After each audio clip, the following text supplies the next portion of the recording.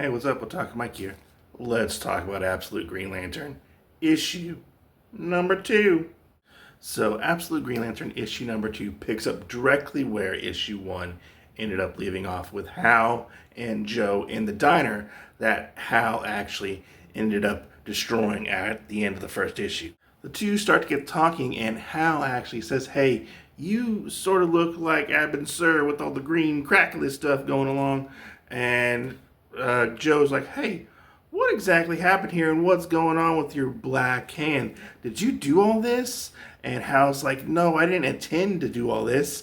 I very much tried to hold it all back, but whenever it feels threatened, or it feels me being threatened by something, it kind of like loses control and kills everybody." And then we end up going into a flashback where we actually see what happened within the city when Abin Sur actually showed up with the big giant Green Lantern symbol, and we find out that he actually put a big green like energy dome around the entire city so nobody can leave, and he is basically there to judge people, and he wants them to be without fear, whatever that means. But we actually end up meeting up with Guy Gardner in this, who is the sheriff of this particular town. He is in a standoff with Abin Sur, and he's like, "Look, do you know what the law is? Because I know what the law is, and I'm gonna put my gun away.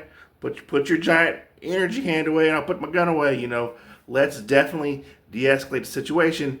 It doesn't really go that way, because Abin Sur actually judges Guy Gardner and possibly kills or vaporizes Guy Gardner. So things end up going from bad to worse when the standoff does not go so well after Guy Gardner possibly gets vaporized. And a shootout ensues, and bullets start ricocheting off of Abin Sur and ends up hitting a bunch of innocent people. And who happens to jump into the path of Abin Sur but Hal Jordan himself? And he points a gun at Abin Sur, and he's like, "I don't know what I'm doing here, but I think this is the right thing." And he is about to get judged by Abin Sur. And then John Stewart jumps in between Abin Sur and Hal Jordan, and he's like, "Look, this isn't what we're going to do. It's going to be okay." And I guess John gets judged, and Abin Sur actually just flies away. Then we end up in the present, where Hal, Joe, and John are actually talking to figure out what exactly they're going to do. And they're left with so many questions, just like me. And they think they might have a way to take care of Abin Sur, and it might be the ring. All right, so let's take a look at the internal artwork for this. There's your creative team right there. I was gonna say, I do like the artwork in this. I feel like it's a lot better than issue 1. I mean, I didn't really have a problem with issue 1's artwork.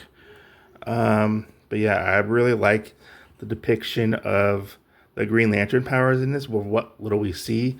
I really like this one effect they do where it looks like Joe's skin is kind of cracking. In beneath it, we can see a little bit of light peeking out. I think that's a really cool aesthetic. And how she doesn't really have a costume. It's all just energy around her. I mean, I know the Green Lanterns have the energy construct and stuff and whatnot. But yeah. But yeah, I love it. I love Abin Sur's design. He is very creepy and very intimidating, I just have to say. And I love the little effects, the swirly effects to represent the powers. I think that is very well done, and it's cool. It's different. I feel like it's a little different than your normal Green Lantern effects that we normally get. But yeah, this is the artwork in this is actually really good. I love Hal's expressions of he just sitting there looking at everything that's going on. He's kind of out of it, I feel like, and I really want to know what's going on with him and Abin Sur and the black hand thing that he's got going on. Yeah, R.I.P. Guy Gardner, possibly.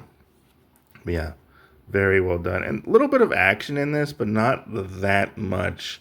This was definitely a very non-action heavy for a second issue, but we do get a little bit of it in the middle parts, which I did not expect whatsoever. But yeah, the artwork is it's just very well done. I know people say it's kind of has a manga style to it, but I don't really know if it has maybe how Jordan's hair is kind of manga style-esque, I feel like. But yeah, I just love all the little particle effects, like the black dots coming off of here. It really makes me think of like the Kirby crackle in a sense, but like a different interpretation of like the Kirby crackle.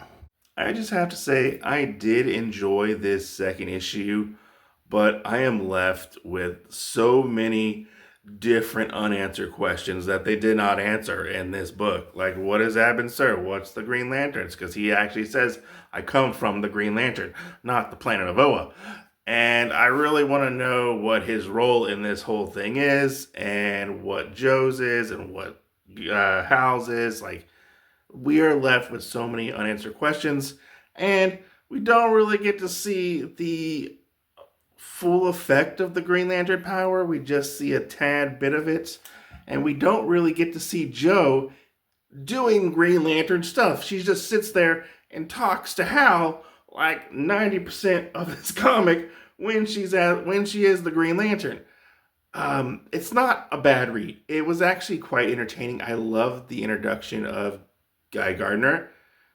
He has a beard, so he gets a plus, and he's not an asshole. So I mean, it is pretty cool. But he doesn't stick around for that long, and I don't think he's coming back. But yeah, this was definitely a slow burn, and I feel like going forward, it's going to be a slow burn. A lot like the Superman book and a little bit of the Batman book. And I don't know if that's going to make the book suffer because they are kind of stretching out the story.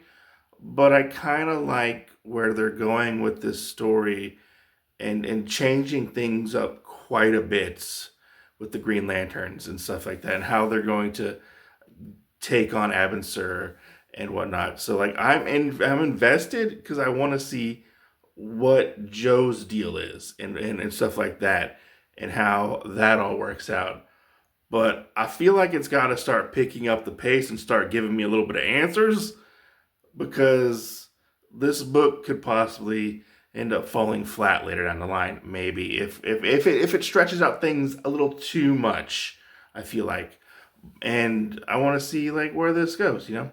But yeah, I would love to hear your thoughts. I'm Otaku Mike, and I'll catch you guys on the next video. Like, comment, subscribe. Peace out.